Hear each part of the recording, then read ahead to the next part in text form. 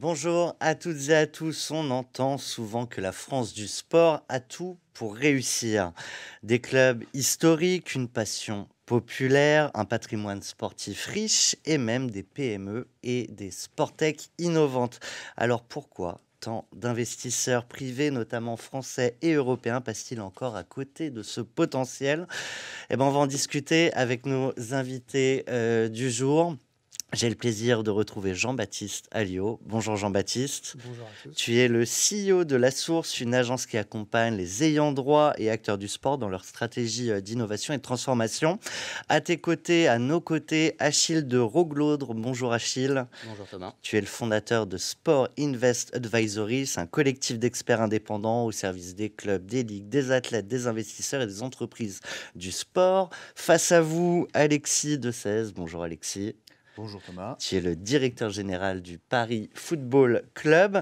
On devait avoir également avec nous Karim Ben Rejeb, managing director chez JP Morgan. Il est malheureusement retenu à l'étranger, donc je compte sur vous évidemment pour prendre la casquette d'investisseur et pouvoir dresser le panorama.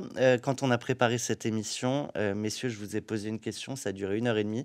On n'a qu'une heure ensemble, donc je vais peut-être devoir parfois tacler pour vous arrêter dans votre course, mais en tout cas, vous étiez enflammé, donc j'espère qu'on aura le même ton aujourd'hui. Donc je vais commencer avec une seule question générale qui devrait poser le débat. Est-ce qu'on est capable de jouer dans la cour des grands en matière d'investissement et de sport en France? Qui veut commencer démarre, et je désigne Jean-Baptiste. Très bien. Oui, je pense que je l'ai dit, on a tous les outils, on a tout ce qu'il faut chez nous. On a les ingrédients, ce qu'on disait, on n'a pas forcément la recette, mais on est déjà très attractif. Il ne faut pas trop se bâcher non plus, on est quand même parmi les leaders, on n'est pas sur le podium, mais on a des belles PME, on a des belles sporttech, on a des assets, des actifs que sont les clubs. Vous êtes mis un défi, Exactement. pas d'anglicisme. Ouais, je vais faire beaucoup de franglais, malheureusement, désolé à tous. Je pense qu'on a à peu près tous les atouts. La question maintenant, c'est comment on peut y travailler collectivement, avoir une stratégie des différents acteurs, que ce soit les institutionnels ou les clubs sportifs, de pair avec le tissu économique et les entreprises innovantes, dont les nouvelles technologies, avec les investisseurs pour en fait être attirants. Mais aujourd'hui, on voit qu'il y a du monde qui vient. La France est un des pays sur les IDE, donc pas de souci là-dessus. En fait, c'est tout un écosystème qu'il faut faire grossir, pas juste la sporttech ou juste les investissements ou juste les clubs. Et je pense, pour moi, un des facteurs clés qui permettra ce passage sur le podium, c'est je ne sais pas si c'est un changement de mentalité, ce changement de mindset, mais c'est vraiment rentrer dans l'ère du sport business, d'une certaine manière. Vraiment penser le sport différemment comme une entreprise business et pas seulement juste le sport activité physique. On va rentrer ensuite dans le détail de ce qu'est pour toi et ce que tu veux dire par sport business et changement de mentalité. Achille, je te vois réagir. On est grand, on est moyen, on peut être plus grand. Non, je suis tout à fait d'accord avec Jean-Baptiste là-dessus. Quand on parle de cours des grands ou même le titre de l'émission La France prête pour la montée, on abordait un peu le sujet avant l'émission. La France est déjà grande dans le sport, que ce soit au niveau du sport professionnel, que ce soit au niveau du sport non professionnel, incluant des PME, des ETI, des grands groupes, sur plein de secteurs. Je pense qu'on y reviendra plus tard, sur la sporttech aussi. Donc la France est déjà quelque part dans la cour des grands. Pour rappeler quelques chiffres, puisque j'ai fait mes devoirs et bien préparé l'émission. Ça permet de poser un contexte. Et Jean-Baptiste se moquait de ma prise de notes pré-émission. J'admirais la prise de notes. Car toi, tu n'as rien préparé. Malheureusement. C'est l'observatoire du groupe BPCE qui produit une étude chaque année sur l'économie du sport en France. Le sport en France, c'est 68 milliards d'euros de valeur créée, c'est 2,6% du PIB. C'est pas un petit secteur à l'échelle de la France. C'est un secteur qui est encore assez subventionné par les secteurs publics, puisque la part, ce qu'on appelle la part non marchande dans cette partie-là, ça représente 40% du total, donc c'est encore assez, je pense qu'on en reviendra aussi avec Jean-Baptiste et Alexis, assez poussé par les subventions, l'intervention de l'État. Sur le sport professionnel, encore assez dépendant de facteurs que les clubs, les ligues ne maîtrisent pas forcément, comme les transferts ou les droits TV, on y reviendra aussi. Mais en synthèse, c'est un secteur qui est déjà relativement grand, dynamique en France, avec énormément d'atouts à faire valoir.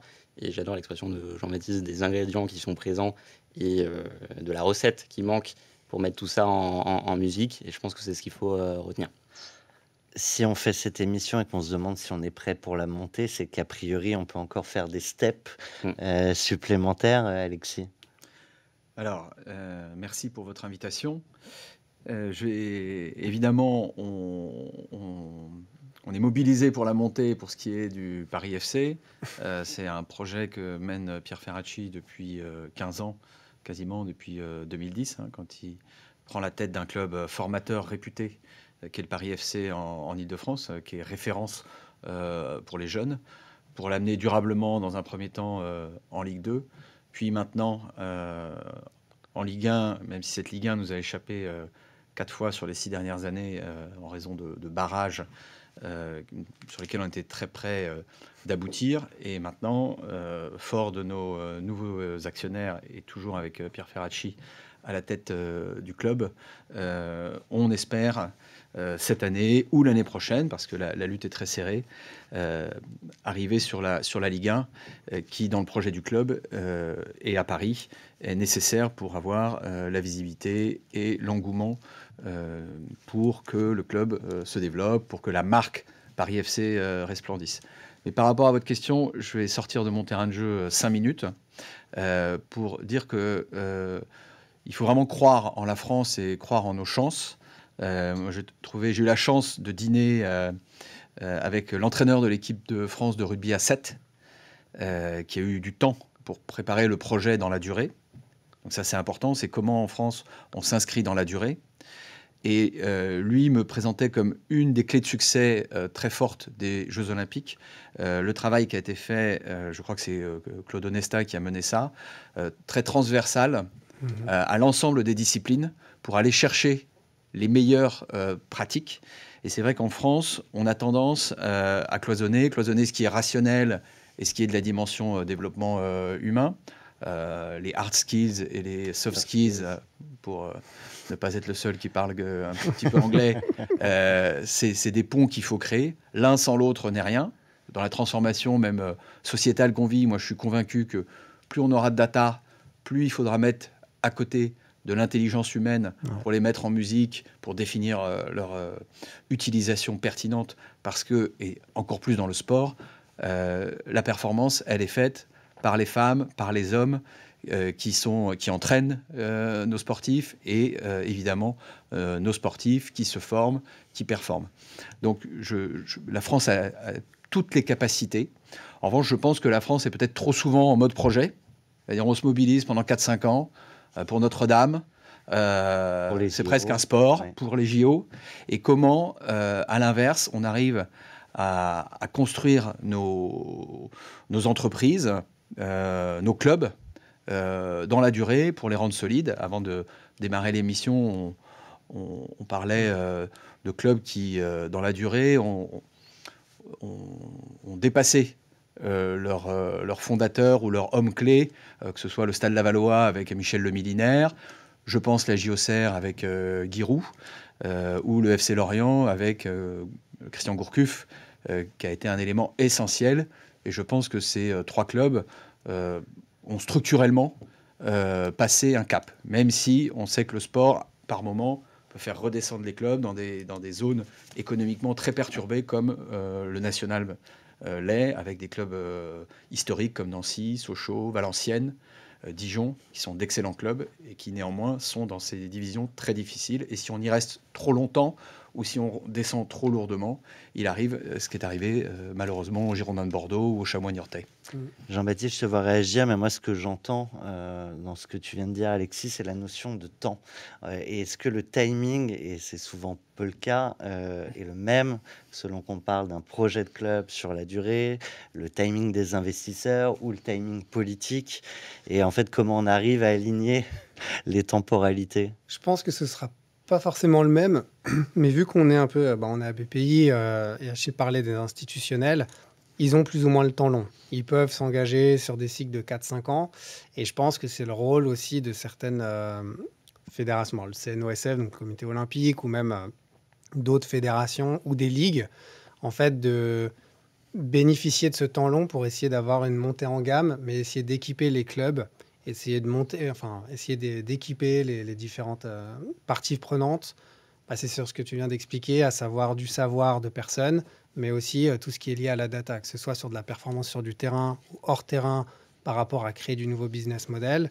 C'est comment tu te rends moins dépendant potentiellement plus tard des fonds publics. Mais du coup, c'est comment on crée cette transformation au sein du sport avec un temps long. Alors forcément, le temps investisseur, et encore que les investisseurs, il ne faut pas les voir comme ceux qui viennent avec juste du court terme. Enfin, ils ne sont pas court-termistes. Ils savent que s'ils investissent dans une nouvelle technologie, le rendement, le ROI et l'exit se fera à 8 ans. Pareil, sur des clubs, ils vont être là sur des périodes de 3, 4, 5 ans.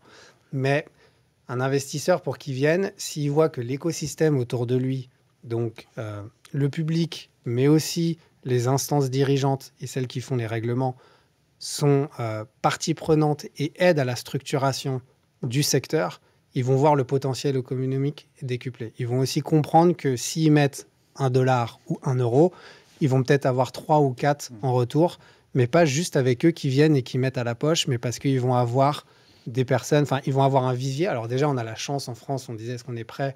On a des têtes super bien faites. Enfin, comme d'habitude, sur tous les débats qu'il y a aujourd'hui par rapport à l'indépendance européenne et notre place dans l'économie mondiale, on a quand même des écosystèmes très puissants, on a une formation qui est hyper reconnue, on a des data scientists très bons.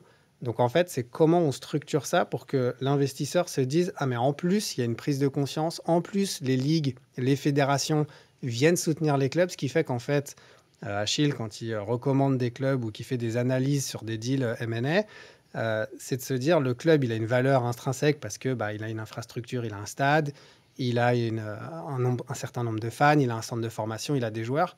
Mais au-delà de ça, il a une infrastructure, il a des projets de développement, ils ont des potentiels économiques qui sont en train de se développer et qui sont soutenus sur la durée à 4-5 ans. Et ça, c'est ce qui peut rassurer et ce qui peut faire aussi venir beaucoup plus d'investisseurs. Je vois Achille qui prend un certain nombre de notes. Il y a une chose que je n'ai pas partagée avec celles et ceux qui nous regardent, c'est que vous pouvez poser vos questions à nos intervenants. On pourra aborder à peu près tous les sujets et je m'assurerai qu'on a au moins un slot disponible, une dernière mi-temps consacrée à vos questions. Donc n'hésitez pas à les partager sur le chat. Les équipes de BPI France me les passent sur ce petit iPad. Alexis. Alors, merci Jean-Baptiste. Je voulais revenir sur cette notion de temps long, plus dans mon périmètre, donc, qu'est le football. Évidemment, quand une famille comme la famille Arnaud, qui est une famille d'entrepreneurs, vient dans un club comme le Paris FC, c'est pour un temps long. Tout comme Pierre Ferracci était venu en 2010 et continue d'accompagner ce projet pour un temps long. Donc ça, évidemment, quand c'est dans des entreprises familiales ou des entrepreneurs avec une structure familiale derrière, on sait que c'est dans un temps long. Mais je voudrais rappeler aussi pour ceux qui nous écoutent que les meilleurs professionnels du private equity viennent aussi. Et tu l'as dit, une période de 8 ans, c'est quand même relativement long. Et souvent, ces gens-là se mettent aussi dans la peau de ceux à qui ils vont pouvoir céder ensuite le club en se disant, bon voilà, nous on vient pour 5 à 8 ans, mais il faudra qu'on puisse céder à quelqu'un qui croira aux 5 à 8 prochaines années. Donc si on les additionne, on est vite sur 10 à 16 ans, ce qui est quand même une période relativement longue. Et je pense que c'est comme dans tous les métiers, et il y a des personnes qui sont très aguerries et très professionnelles dans ce métier d'investisseur, et d'autres qui sont plus là pour faire des coups. Chacun reconnaîtra avec discernement les uns et les autres. Mais je voudrais reprendre 2 exemples de temps long. Alors moi j'ai la chance d'avoir à peu près le double de l'âge de mes interlocuteurs, parce que j'ai 2 fois 25 ans. Moi je suis de la génération, donc je suis en 74. Donc ma génération c'est quoi? Ma génération c'est quand j'étais jeune joueur sélectionné dans les différentes sélections régionales et certains de mes amis en équipe nationale, je me souviens en 84, 86, on avait un t-shirt « Je jouerai la Coupe du Monde en 98 ». Et c'est à ce moment-là que les fondations de la formation ont été posées dans l'objectif, et je reviens au mode projet, mais là c'était du projet long, de gagner cette Coupe du Monde 98. Alors d'abord d'arriver à l'organiser, puis de la gagner, puisque il y a eu l'Euro 84 avec une génération dorée, mais on va dire que c'est le début des grands succès du football français. Et un des paradoxes du football français, c'est qu'on a une équipe nationale, quand on fait la liste des compétitions, après, à part les aléas en partie liés au management sans doute un peu défaillant du sélectionneur de l'époque, on a vraiment eu 20 années resplendissantes pour l'équipe nationale, à part la petite parenthèse 2008-2010. Et donc il y a ce paradoxe, on a une équipe nationale qui est toujours performante, on ne peut pas toujours gagner, mais qui est toujours très performante, et des clubs dont on voit bien qu'au niveau européen, on n'est pas loin, on va peut-être y arriver, on va peut-être y arriver d'ailleurs cette année. Je le souhaite aux deux clubs toujours en lice en Ligue des Champions. Mais c'est vraiment un paradoxe. Et donc je prends ce sujet de la formation, on l'a fait pour gagner la Coupe du Monde 98, pour l'organiser, pour la gagner, mais les clubs en ont retiré les dividendes les 15 ou 20 dernières années, notamment avec le trading et la formation à la française qui a été extrêmement reconnue et qui part de la base, qui a été construite par des personnalités qui ont travaillé dans la durée, comme François Blacard, qui a été directeur technique national pendant de très longues années et à qui on a donné beaucoup de pouvoir à la fédération et qui a vraiment construit les choses dans la durée. Et je vais prendre un autre exemple dans un autre pays. Moi, je l'ai dit, 74, donc j'ai 12 ans, 11 au moment du Heysel. J'en ai fait des cauchemars pendant 15 jours du Heysel. C'est un traumatisme énorme pour les clubs anglais. Désolé, moi je ne suis pas footeux, donc j'ai besoin d'une explication de quoi. Donc le Heysel, c'est le drame de vie de Michel Platini d'ailleurs, 1985, si ma mémoire est bonne. Finale de la Ligue des Champions de l'époque entre la Juventus et Liverpool, sans doute les deux meilleures équipes du continent à l'époque. Il n'y a pas de séparation fine des supporters et des bagarres éclatent et un mouvement de foule a lieu sur le terrain. Il n'y a pas de système d'évacuation et il y a de mémoire à peu près 38 morts écrasés par la foule italienne avec un gros dilemme, est-ce qu'on joue le match ? Le match est finalement joué pour éviter d'autres incidents et la Juve gagne sur un penalty de Michel Platini, 1-0. Ce qui, je pense, a ôté définitivement à ce joueur mythique qui a été vraiment l'étendard du football français dans ces années-là, une part de candeur et de joie de jouer, même si après donc, il y a eu la Coupe du Monde 86 qui a été magnifique. Mais je pense que définitivement, ça a blessé et marqué cet immense champion qui était et qui est toujours d'ailleurs Michel Platini. Et donc les Anglais ont été suspendus de compétition européenne. C'était un traumatisme très fort. Et ils n'avaient d'autre choix dans cette crise majeure que de regarder en face ce problème du hooliganisme et de le combattre. Voilà, je ne vais peut-être pas me faire que des amis, mais en France, quelle expérience on veut dans un stade et comment nos supporters les plus fervents, qui sont des gens toujours pris individuellement, beaucoup plus raisonnables que ce qu'on peut voir, comment ces phénomènes de foule. Et par exemple, nous, au Paris FC, on fait le choix de ne pas attiser trop la rivalité au moment des derbies. Ça nous arrive de faire une petite pointe d'humour, mais on a d'excellentes relations avec l'ensemble des clubs, avec l'ensemble des autres supporters, et on aide d'ailleurs nos supporters à conserver, à se prémunir d'éléments indésirables qui voudraient profiter de ces groupes de supporters pour semer le trouble.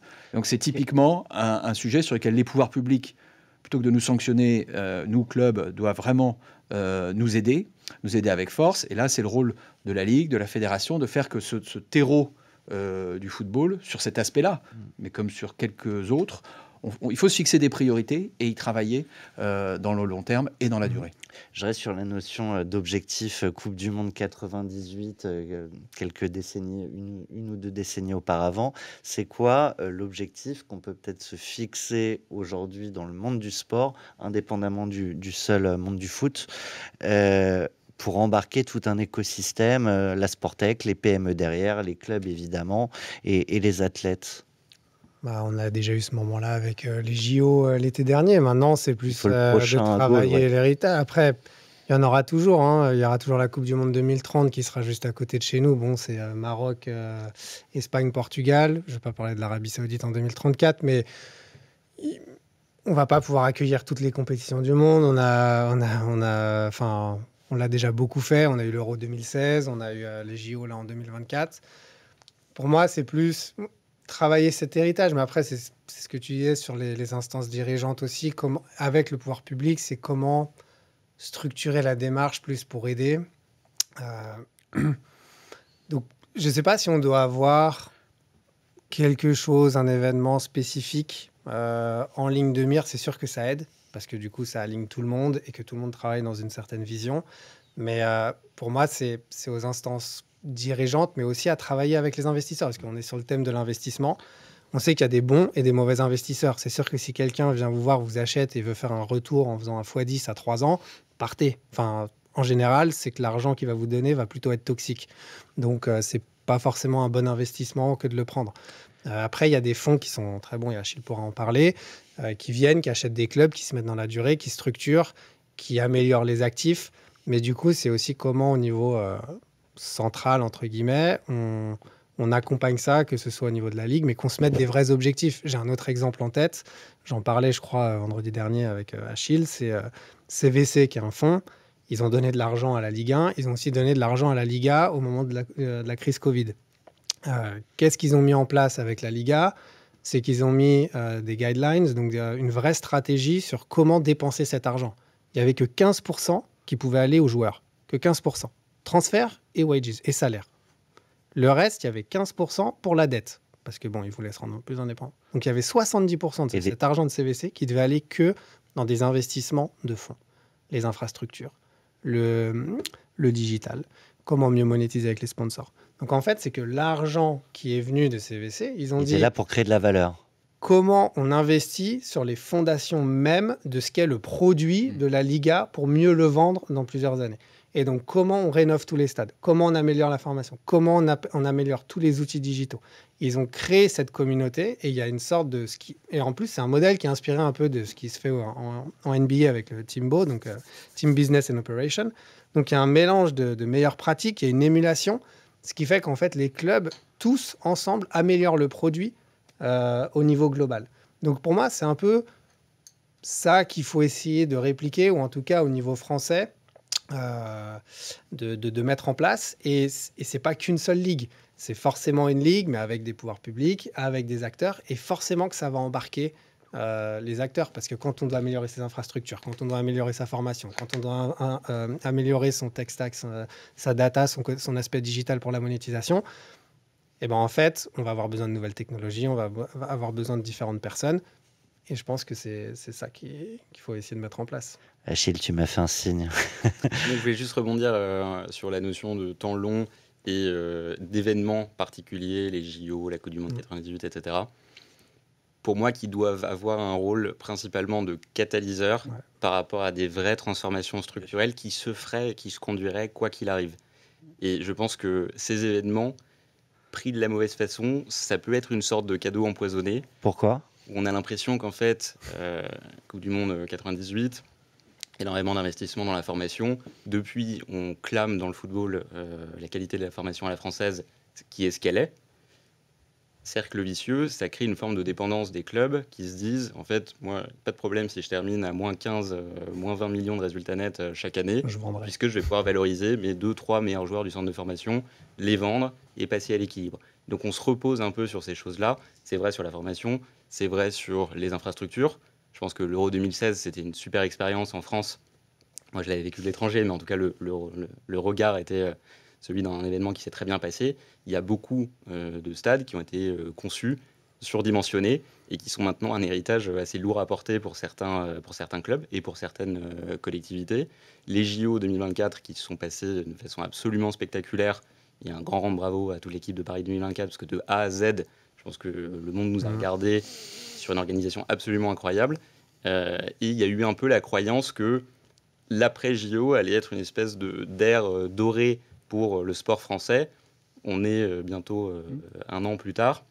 Est-ce qu'il y a des fonds spécialisés, des fonds d'investissement spécialisés qui sont formés dans la vague des JO ou post-JO? Non. Est-ce qu'il y a des infrastructures Alors qui ça, sont oui. maintenant...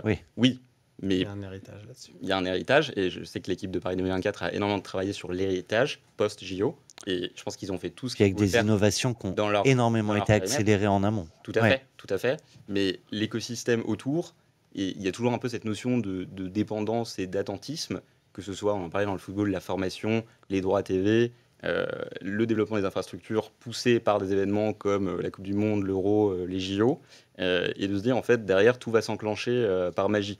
Sauf que s'il n'y a pas cette transformation sous-jacente, structurelle, dans les infrastructures, dans les projets de développement, dans la croissance des marques, des actifs dans le sport, etc., leur développement à l'international, ça ne va pas se faire tout seul. Et donc le rôle des grands événements, il est génial, mais je pense qu'il faut comprendre que ça doit être un catalyseur et un accélérateur de tendances de fond. Tu me disais, en tout cas, t'insistais quand on préparait cet échange sur le fait qu'il n'y a pas un seul segment du sport et que c'est vrai que souvent on pense au football, en tout cas ce qui est le plus médiatisé. Tu peux nous faire un petit panorama pour qu'on se projette aussi sur les opportunités. On a peut-être des investisseurs qui nous regardent aussi et qui ont envie de sentir un peu le pouls du marché, sur quoi ça peut être intéressant d'investir aujourd'hui. Alors, je vais faire un panorama très synthétique parce que je ne veux pas voler du temps de parole à mes collègues. Mais c'est vrai que, de façon générale, je le mentionnais un peu en introduction, on a souvent tendance à penser que l'investissement dans le sport, ou le secteur du sport, même de façon générale, correspond au sport professionnel. Le sport professionnel, c'est les clubs, les ligues qui organisent des compétitions professionnelles dans lesquelles les joueurs, les joueuses sont salariés à temps plein, etc.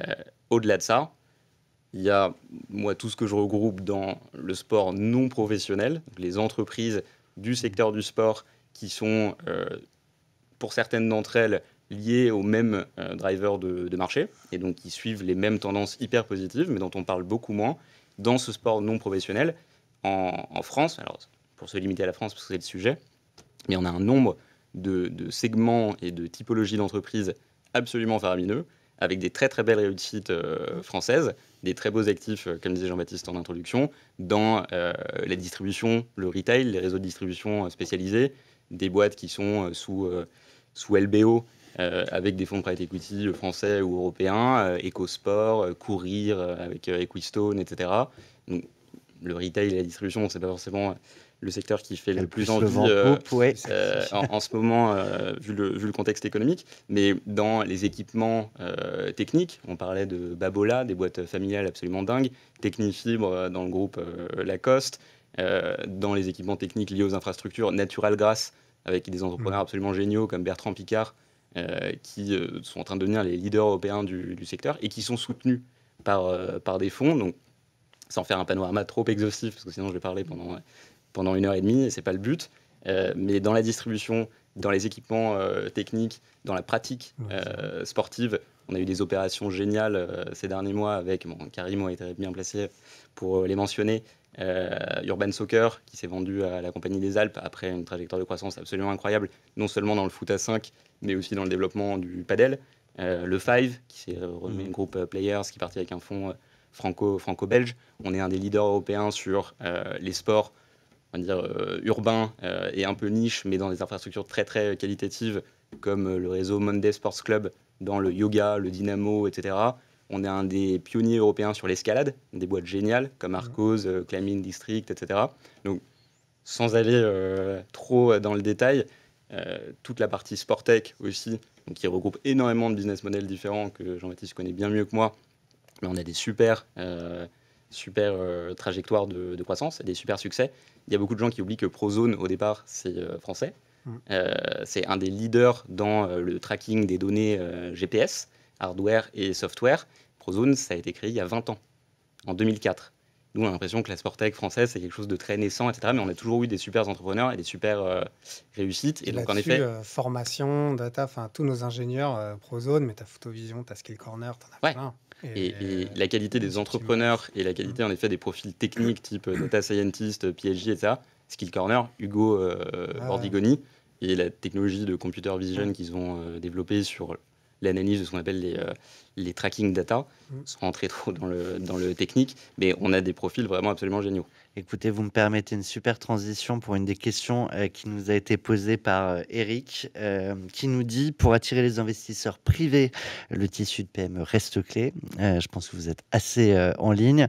Hors sport professionnel, foot, rugby, que pensez-vous de la taille et de la fragmentation de ce marché ? Très bonne question.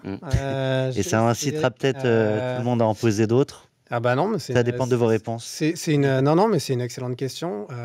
Justement, pour ce qu'on dit aussi avec la BPI, moi je suis assez transparent. Pour le passage à l'échelle ou autre, on a un marché qui est trop fragmenté avec trop de petites boîtes, entre guillemets. Et il faut aussi que, on investit ou on aide un peu peut-être trop de petites startups et il en faut moins et plus concentré sur certains acteurs clés qui peuvent après être meilleurs à l'international, être mieux armés et pousser au niveau européen. Mais il y a des champions. Ouais, exactement, plus des champions. Mais du coup, pour moi, je vois les deux côtés. Il y a à la fois un niveau Sporttech ou solution où ça peut être très fragmenté. Donc, on est très bon avec plein de petites boîtes, mais qui en fait sont pas assez matures. Ne permettent pas de répondre aux enjeux des ayants droit ou des boîtes ou des clubs parce qu'il y a un niveau de risque et de maturité. Les clubs sont assez risk-adverse, donc ils sont contre le risque. Il y a besoin d'avoir des outils qui sont à un certain niveau de maturité et ce n'est pas toujours le cas, et d'autant plus quand les startups sont trop early. Donc, c'est plus se concentrer sur certaines. Et moi, j'aime bien quand même voir de l'autre côté aussi, c'est que les clubs, ils ont aussi une responsabilité. Pendant très longtemps, on considère un peu que on peut utiliser une start-up, on fait un POC, mais c'est gratuit, quoi. Voilà, on fait un POC, c'est gratuit. J'en connais, ça fait 4 ans qu'ils font des POC gratuits pour des ligues, des clubs ou autres. C'est le club qui fait un cadeau à la start-up en lui ouvrant les clubs, en lui mettant un logo, exactement. Et en fait, il faut qu'on rentre dans une logique un peu différente où en fait, j'ai un service, ça crée un ROI. Alors, c'est sûr que si le service, parce que la start-up est trop early, là, je suis d'accord qu'il y a potentiellement un POC. Ça a aussi prouvé la valeur. Parce qu'il y a besoin, en fait, de tester le produit et ça aide les équipes en face. Mais s'il y a un niveau de maturité suffisant, si l'outil amène suffisamment de valeur, il y a aussi d'un autre côté, on est dans une logique aussi par rapport à l'international, un monde que je connais un peu plus, il y a beaucoup moins cette problématique-là sur... ne serait-ce que mettre un budget de 5 000 ou 10 000 ou 15 000, ça peut faire une différence, ne serait-ce que pour les startups. Donc, c'est un peu voir les deux côtés. Alors, pour un... je prends la parole. Pour un bon débat, il faut aussi un peu de contradiction. Donc, parfait. Je ne peux pas laisser dire que les clubs sont risque-adverses, parce qu'on a le risque de tirer sur le poteau. On a le risque d'un organisateur qui... toutes les semaines, on l'a encore vu à Charletti la semaine dernière, on avait quasiment 18 000 personnes avec un stade dont l'accessibilité est très complexe, qui arrive dans des temps très courts. Donc on sait gérer les risques et on prend les nôtres. Ce que je pense que, en tout cas, pour parler de notre staff à nous et d'autres staffs qu'on peut côtoyer, je pense qu'il y a quand même maintenant une bascule générationnelle qui est un peu définitive sur une ouverture réelle à l'utilisation de la data. Tant mieux.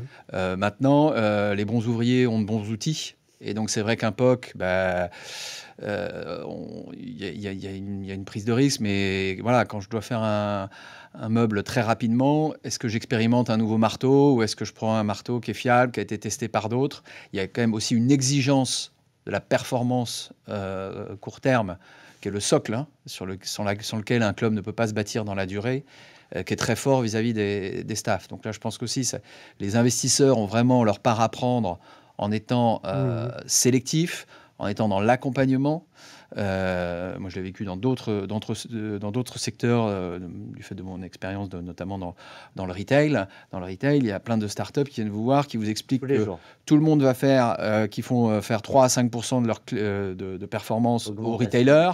Sauf que les 5 qui proposent 5% de performance en plus, personne n'augmente le portefeuille du consommateur c'est beaucoup, pour ceux qui ont fait des maths, c'est beaucoup plus que 25%. Donc à un moment, la performance n'est pas finie. En revanche, dans le sport, effectivement, on va toujours chercher ce qu'on appelle des rendements marginaux, la performance marginale. Donc on est plutôt un secteur qui a une forte propension à cette innovation. Et en revanche, effectivement, la difficulté, c'est à quel moment on la teste. Est-ce qu'il ne faut pas, je rebondis pour être en ouverture, est-ce qu'il ne faut pas tester plus avec les centres de formation et vraiment, j'appelle les investisseurs à être sélectifs et puis accompagner les startups, parce qu'on a aussi, nous, Achille l'a rappelé, effectivement, une économie qui trop longtemps a reposé sur deux forces qui étaient la formation et les droits télé. Et j'y reviens, et c'est indirectement lié au sujet que tu soulignais sur l'époque et une forme d'immédiateté de performance dont on a besoin, c'est que les autres sources de revenus, elles sont souvent plus longues à créer. Et c'est vrai que faire passer un site e-commerce de 500, 600 000 euros à 1 million, puis 1,4 million, 2 millions, 3 millions, ça prend du temps, plus que d'acheter un joueur très prometteur à Alès et de le revendre à Stuttgart 2 années après en faisant une plus-value de 4 millions. Là-dessus, je suis assez d'accord. Voilà. Moi, quand je disais juste risque adverse, déjà, c'est pas le même niveau. Je considère que les clubs sont plus enclins parce que vous êtes dans une réalité où tous les week-ends, vous remettez un peu en jeu la stratégie. Enfin, vous êtes dans un monde où, en fait, tous les week-ends, il y a des enjeux très forts sur le terrain par rapport au business et hors terrain. Après, c'était plus, justement, ces nouveaux axes de monétisation, ou en tout cas, ces nouveaux revenus. Pendant 30 ans, on s'est reposé sur les droits médias. On s'est pas dit, tiens, on va investir sur le côté. On utilisait des tournevis au lieu de la visseuse électrique. Non, mais on parle du Five ou autre. On ne s'est pas dit, tiens, on va développer potentiellement. Pourquoi le Five, c'est 100%. Je ne suis pas contre le fait que ce soit 100% privé, mais ça aurait pu être dans le giron du sport qui l'aurait aidé à le développer comme un nouveau revenu stream et peut-être pour détecter de nouveaux talents. C'est juste se dire, osons essayer, osons faire autrement. Après, je sais que les clubs... Ils ont aussi des ressources limitées, ils ont aussi du temps qui est limité. Et ils rejouent tous les week-ends un peu leur stratégie globale. Donc, c'est pas leur jeter la pierre, mais après, c'est aussi de se dire, peut-être avec des fonds ou des gens, c'est aussi notre raison d'être, nous, dans ce qu'on fait au quotidien, c'est de se dire, peut-être vous n'avez pas le temps, mais on screen le marché, on sait ce qui marche, on sait ce qui ne marche pas. Peut-être qu'il y a des boîtes, elles sont je veux dire, anglaises, espagnoles et tout, mais elles marchent très bien là-dessus. Mais peut-être qu'il y a des boîtes qui sont françaises, comme Corner. Prenez-les parce que ça fonctionne et ça marche. Donc, sur l'époque ou autre, je suis d'accord que quand on se dit un club, il se fait démarcher tous les jours. Mais comment, justement, on structure ça ? Comment on structure ? Comment on le priorise par rapport à ses objectifs ? Et en fait, 90% du bruit, on va le mettre de côté. Mais du coup, ça veut dire quelle est ma priorité ? Quelle est ma stratégie ? Et comment en face, on l'organise. On a des solutions stables.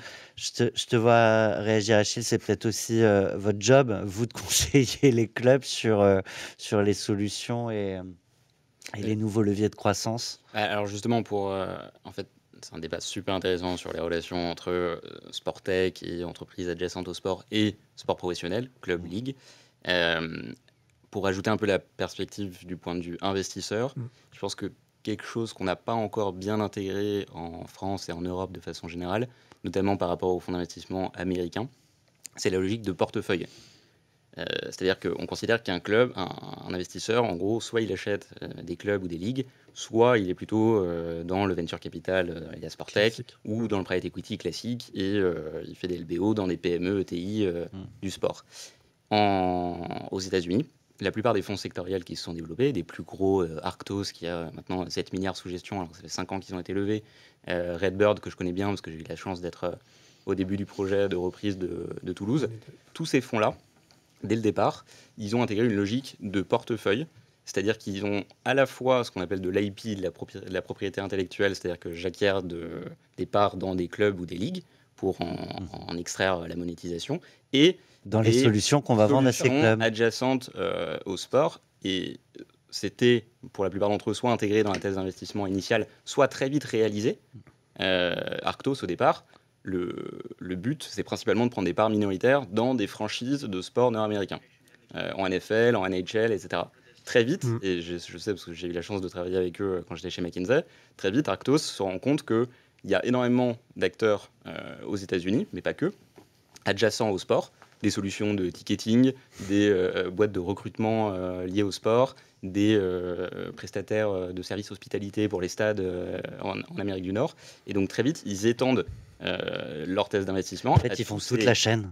Ils descendent la chaîne. Et ils arrivent à créer, alors le mot synergie, c'est un mot que je déteste le plus, parce qu'on a l'impression que c'est un mot magique qu'on met là, et qu'avoir plusieurs boîtes en portefeuille, ça se construit des vraies synergies, ça crée des synergies d'un seul coup, ce qui est absolument faux. Mais pour le coup, avoir la partie, une vraie logique de portefeuille avec des investissements au club, ligue, organisation, compétition, et des investissements dans les entreprises adjacentes du sport, c'est quelque chose de clé qu'on doit intégrer en Europe. Arctos, c'est un très bon exemple. Pour rappeler rapidement aussi la thèse Redbird et Toulouse.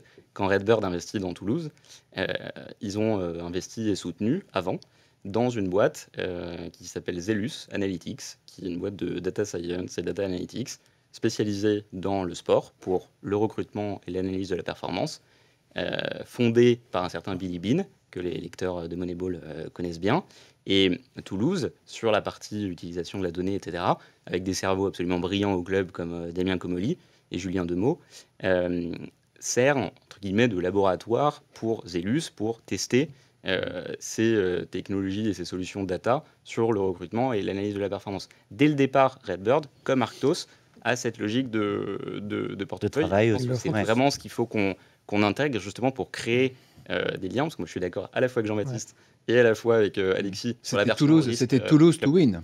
C'était le nom du plan stratégique qu'on avait construit à l'époque, Toulouse to win 2025, qu'on avait construit en 2020. Il faut vraiment qu'on crée ces liens entre les business adjacents au sport et le sport professionnel. Je sais que tout le monde veut réagir, mais tu parles de cette logique de départ entre Toulouse et Redburn. Le résultat aujourd'hui, c'est quoi? Parce que je sais que c'était un cas que vous teniez vraiment à mettre en avant. Ça fonctionne.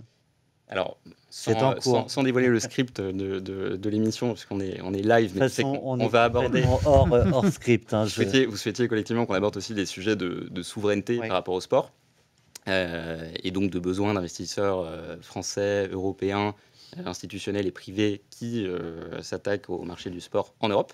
Je pense que c'est une question tout à fait légitime. L'exemple que j'ai eu la chance de vivre avec la transformation de Toulouse suite à l'acquisition de Redbird, c'est aussi l'apport extrêmement bénéfique que peuvent avoir certains investisseurs étrangers, en l'occurrence américains, quand ils arrivent avec l'expérience qu'il faut, la posture humble de savoir ce qu'ils ne peuvent pas gérer depuis New York, en mettant des très bons opérateurs comme Damien Comolli, comme Olivier Jobert, qui gèrent le club en local, tout en sachant où est-ce qu'ils peuvent nous apporter des compétences que le club n'a pas, et ça, que c'est très important. du sport n'a pas en France pour l'instant, sur la partie data, sur des bonnes pratiques commerciales, l'utilisation du stade, du sponsoring, etc. Ça, on n'a pas en France. Redbird, alors... On peut, mais... on a plein d'actifs, mais moi, ce que je veux juste souligner sur la relation Redbird-Toulouse, c'est que c'était pour moi un exemple parfait d'investisseurs américains qui arrivent avec toute l'humilité nécessaire pour, encore une fois, dire « ça, c'est vous ». Ça, c'est la gestion du club en local, les relations avec la mairie, la région, les fans, etc. C'est 90% de la gestion du club qui est confiée à des opérateurs français qui vont avoir la direction du club. Et il y a certaines compétences qu'on peut vous apporter, très pointues, et on espère les développer en interne au club pour qu'un jour vous n'ayez plus besoin de nous. Et comme disait Alexis sur les exemples Lorient, etc., que le club survive un peu à cette phase d'investisseur, parce qu'un investisseur private equity, il n'est pas là pour toujours, il est là pour 5 ans en moyenne, et c'est quelque chose qui a été extrêmement bénéfique à Toulouse. Redbird est toujours présent à Toulouse, mais à la fois le fonds d'investissement et les équipes ont fait un travail incroyable dans un club qui perdait 10-12 millions d'euros en moyenne sur les 10 dernières années avant l'acquisition par Redbird, et qui venait descendre en Ligue 2, qui avait un stade, une des plus faibles affluences de France, Ouais. 3000 personnes qui venaient au stade à peine sur les derniers matchs avant de descendre en Ligue 2. Et en l'espace, Ouais, c'est ça. chiffre à l'appui, et en l'espace de quelques Alexis, années, ouais. la reconnexion qu'on a vécue avec l'écosystème local, les fans, les entreprises, les collectivités, est paradoxalement poussée et mise en route par un fonds d'investissement américain. Moi, j'ai trouvé ça extrêmement positif. Donc, il ne faut pas mettre tous les investisseurs étrangers dans un même sac. Non. Il y en a qui viennent parce qu'ils sont mal conseillés et ça donne des catastrophes industrielles comme on a vécu à Bordeaux, et ça, c'est terrible. Mais il y en a qui viennent à la fois en ayant la bonne posture et en étant bien conseillés, et ça apporte un complément génial à des investisseurs privés ou institutionnels français comme la famille Arnaud au Paris FC. Et c'est pas qu'on peut pas le faire en France, hein. Cohérent. C'est pas qu'on peut pas le faire en France, mais c'est juste il y a un top management qui arrive, qui a une vision, c'est clair, il y a un plan stratégique et ça déploie. Et on envoie. Et on dit à quelqu'un dans sa BU, bah, l'attendance au stade, il faut que tu me la remontes de 20%. Ça, et ils ont des chiffres et tous les quarters, ils se posent, ils vont. Et avec des solutions en face des objectifs, en partie. Potentiellement, peut-être des investissements, mais Et les peut-être moyens. qu'ils ont mis quelques moyens, mais derrière, c'est aussi, ils se donnent les moyens de vouloir arriver là où ils sont. Et je dis pas que c'est facile et d'un claquement de doigts. Et il y a différentes réalités, il y a différents écosystèmes, et il faut cette posture. Donc, je suis 100% d'accord avec ce que vient de dire Achille. Je dis juste qu'on a le savoir, nous. Maintenant, c'est comment on réduit peut-être cette dépendance à certains fonds. Alors après, aller battre le pif aujourd'hui, par exemple Surge, qui exactement a la même stratégie d'acquérir différents actifs, que ce soit des clubs, des sociétés de nouvelles technologies, de l'hospitality, du média, avec DAZN récemment ou autre. C'est sûr qu'au niveau des fonds, on va avoir du mal à être compétitif. Mais en tout cas, on a les moyens. Maintenant, c'est au niveau européen. Je pense qu'on aura peut-être une solution, plus qu'au niveau français aussi. Alors, j'ai juste une précision et un complément. Une précision par rapport à ce qu'a dit Achille. Il a dit mal conseillé. Je pense que c'est mal conseillé et financé de manière non orthodoxe. Pour ne pas faire de polémique, quand on rachète un club avec une dette importante à 15-17%, et là je ne parle pas de Bordeaux, je parle plutôt du LOSC, il y a 7 ou 8 ans, avant que Olivier Létendre fasse un travail incroyable de redressement, avec un talent immense et aussi un petit peu de chance, ce qui n'enlève rien à son immense talent. Donc c'est important d'être correctement financé et d'avoir une vision sur le temps long, ce qui est la chance que le Paris FC a eu tout d'abord avec Pierre Ferracci et les investisseurs qui l'ont accompagné, et maintenant toujours dans la continuité avec la famille Arnaud et Red Bull aux côtés de Alter, le holding familial, la structure coactionnaire que dirige Pierre Ferracci. Alexis, Et j'ai un point qu'on n'a pas du tout évoqué, ou très peu, c'est les pouvoirs publics. Et je prends un exemple qui est pas le Paris FC pour le coup. Il y a une grande ville de foot comme Tours qui est en souffrance au niveau du football.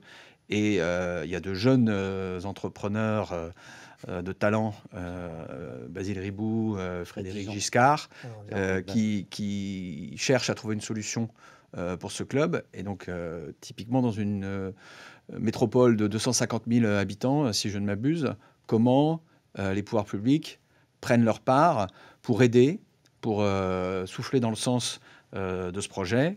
Je pense à la ville de Nîmes, qui est une grande ville de football.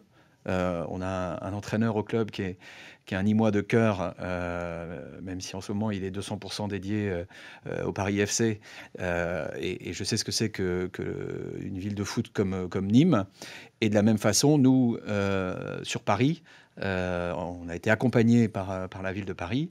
Et on sent que dans le moment où le projet progresse, on espère que la mairie de Paris va continuer, va même amplifier son soutien, parce que le sujet des infrastructures, c'est le sujet des investisseurs, mais c'est aussi le sujet des pouvoirs publics, comme le sujet des supporters qui se gèrent là plus au niveau gouvernemental. Une question, et je reste sur le Paris FC. Comment vous embarquez ces nouvelles technos dont on parle, toutes ces solutions, aussi comme un effet de levier vis-à-vis de vos investisseurs, en leur disant, si on met ça en place, voilà ce qu'on peut aller chercher auprès des fans, auprès d'un certain nombre de sujets.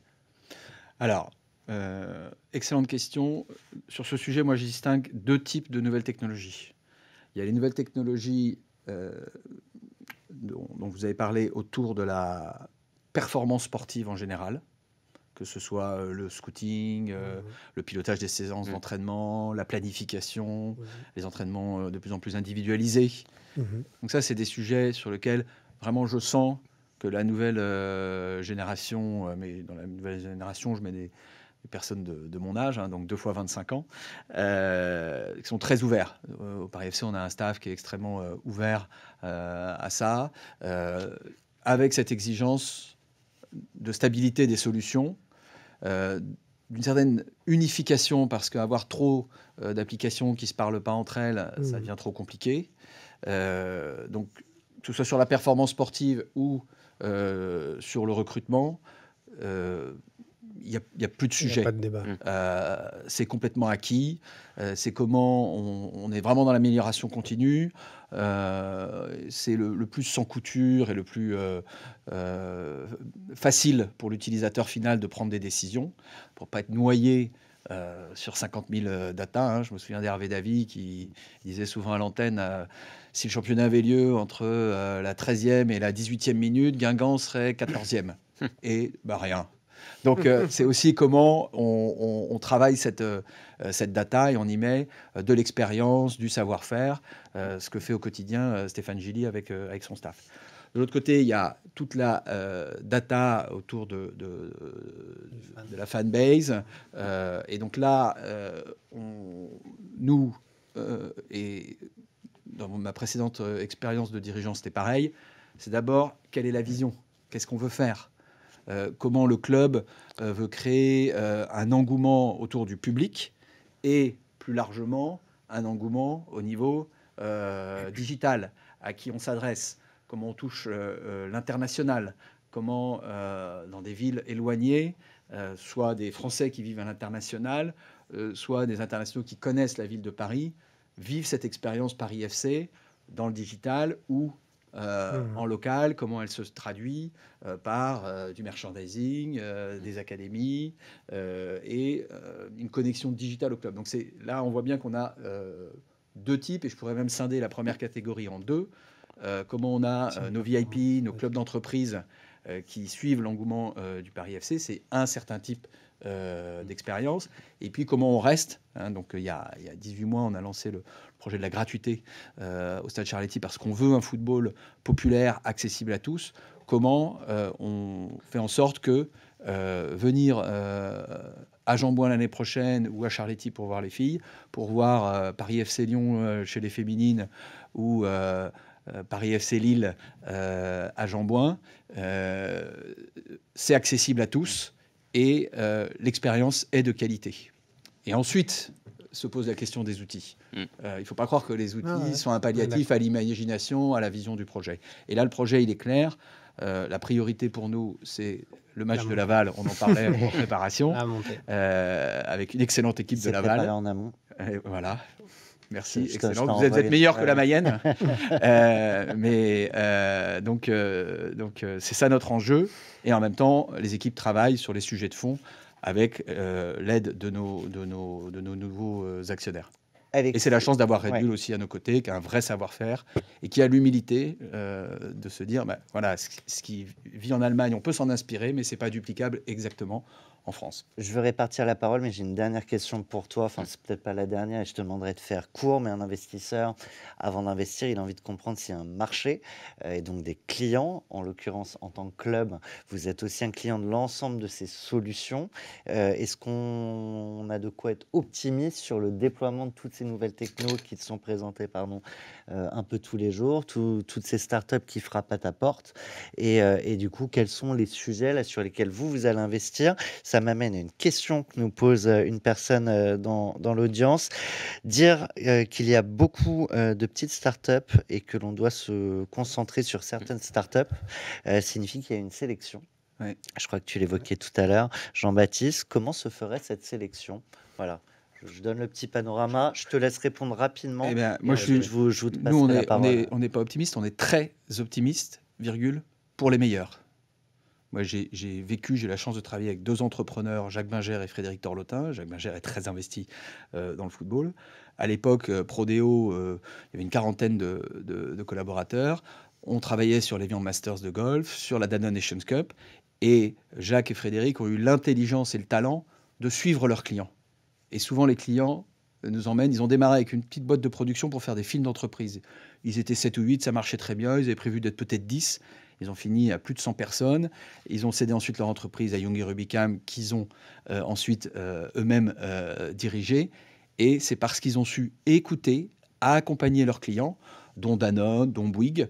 Et souvent, les clients emmènent leurs partenaires, parce que nous, on ne voit pas nos partenaires comme des fournisseurs, mais vraiment comme des partenaires, beaucoup plus loin que même l'auraient imaginé.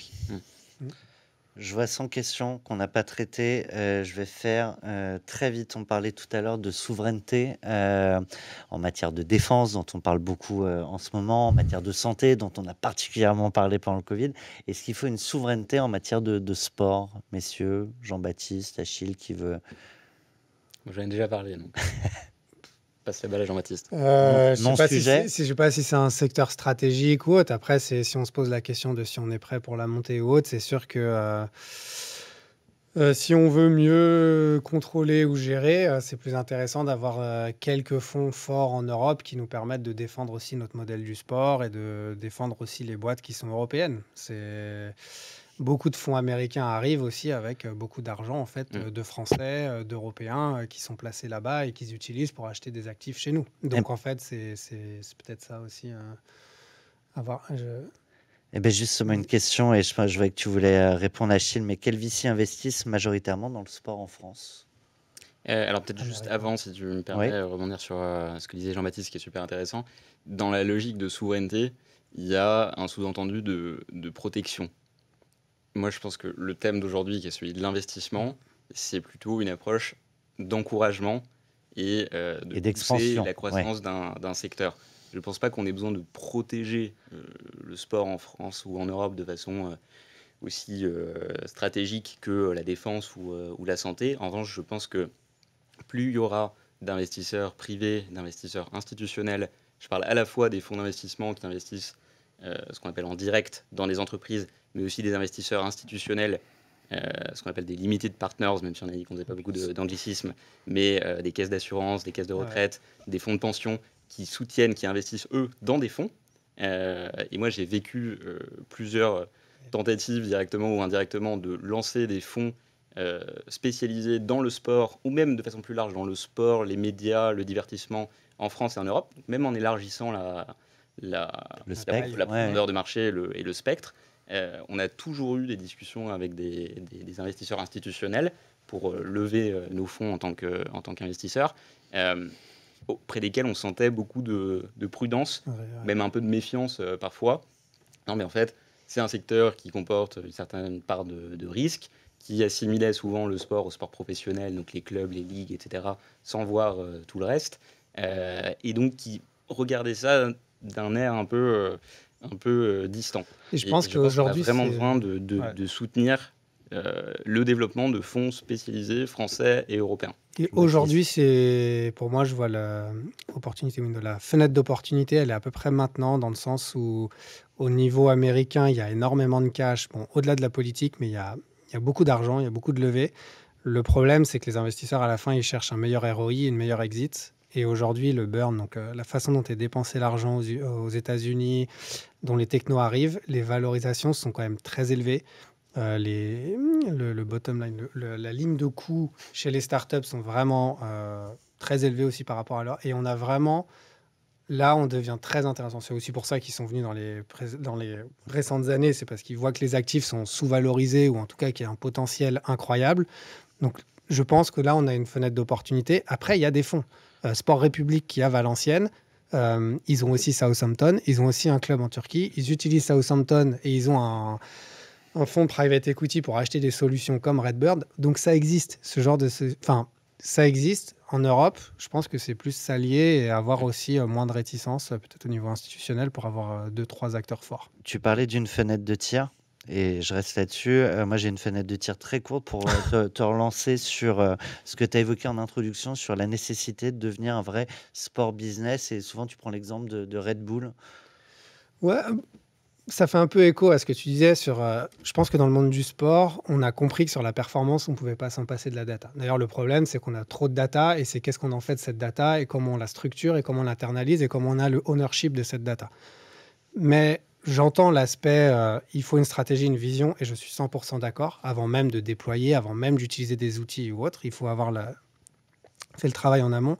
Mais on est quand même en 2025, et je me dis, il y a quand même beaucoup de monde, ou de clubs, de ligues dans le sport business où soit il manque une stratégie, soit ça n'a pas été déployé, mais on est à un niveau de maturité technologique par rapport au monde extérieur économique qui est quand même particulièrement inquiétant, pour pas dire on est complètement à la ramasse. Donc, et je parle même de grands clubs. Je citais l'exemple du Barça. Barça, ils n'avaient même pas de CRM il y a quelques années quand Spotify est arrivé. Et depuis des années, ils vendent des droits en ayant des millions de likes sur des plateformes où ils n'ont aucun ownership et ils ne peuvent pas engager leurs fans directement. Et donc, quand Spotify arrive, il leur demande 100 millions.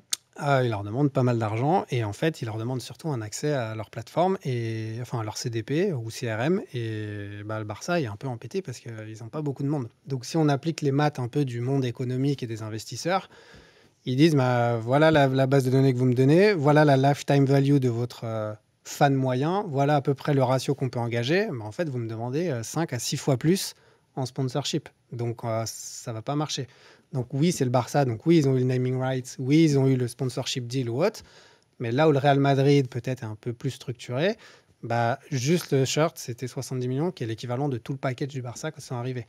Donc c'est pas que nous, hein, c'est l'ensemble un peu du sport business qui doit se dire OK, on y va, mais c'est pas que la performance. Parce que la performance, c'est sûr que c'est quelque chose parce que c'est tous les week-ends.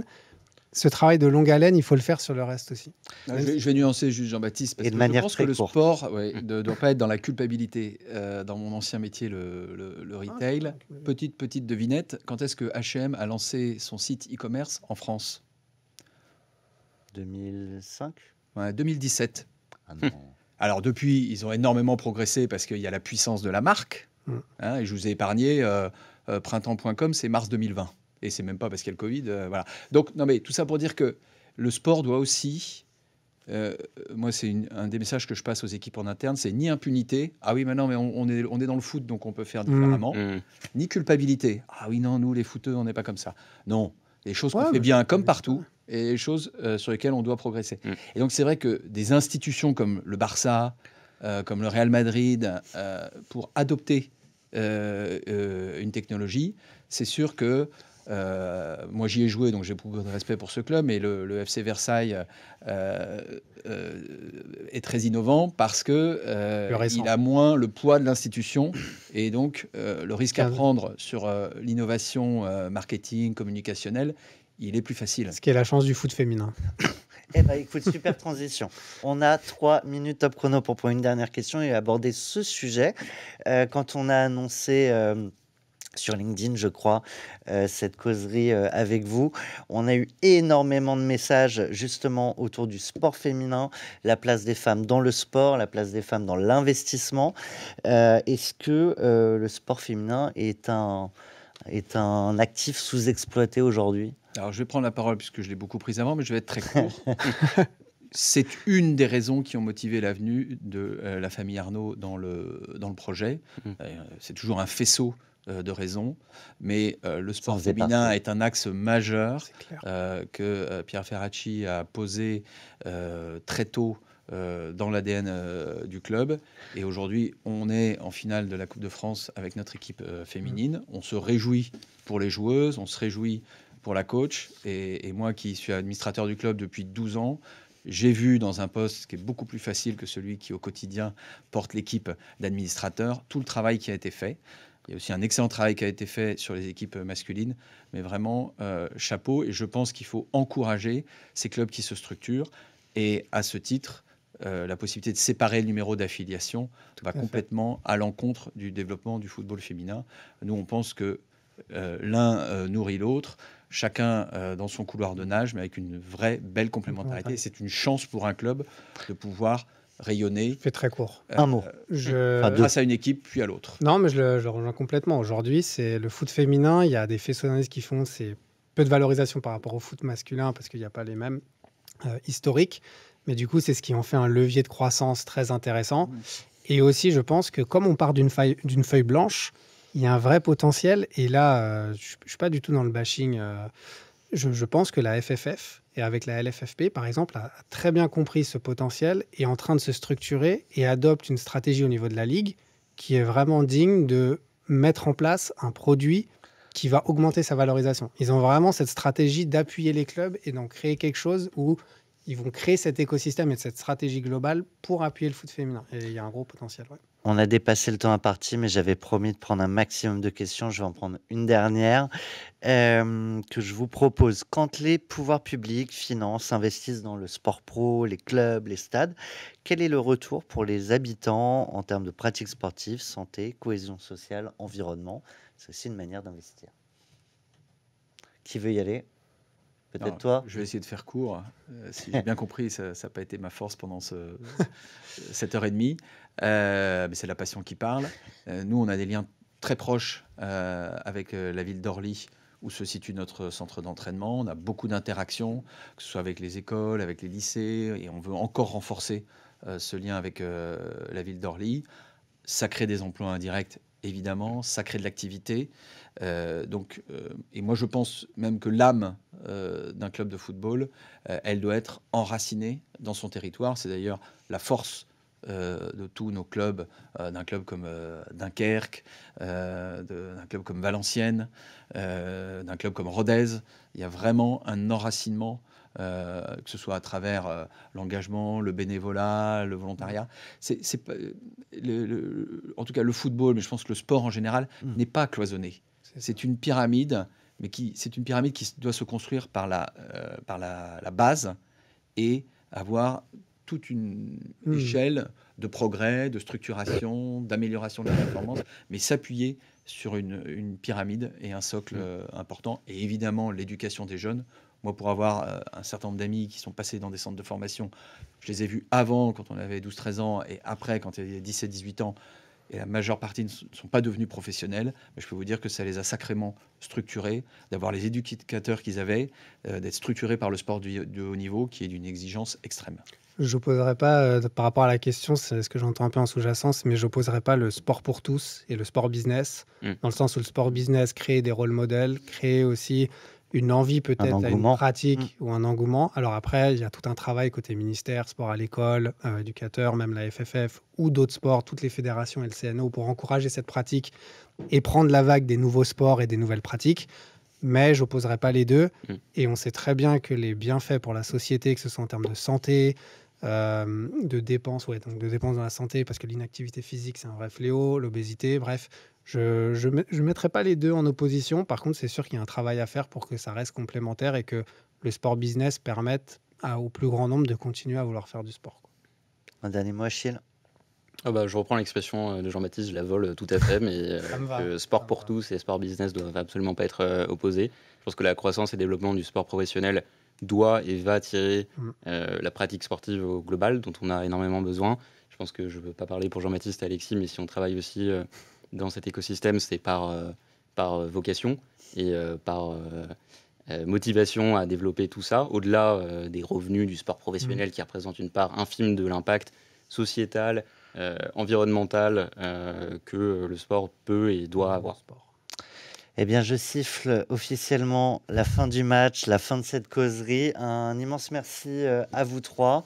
On aurait pu rester, je pense, bien 3 heures de plus. Donc, peut-être qu'on aura l'occasion de vous retrouver sur ce même plateau pour une prochaine causerie. Et merci à vous toutes et tous de nous avoir suivis. Je vous dis à très bientôt pour une nouvelle causerie.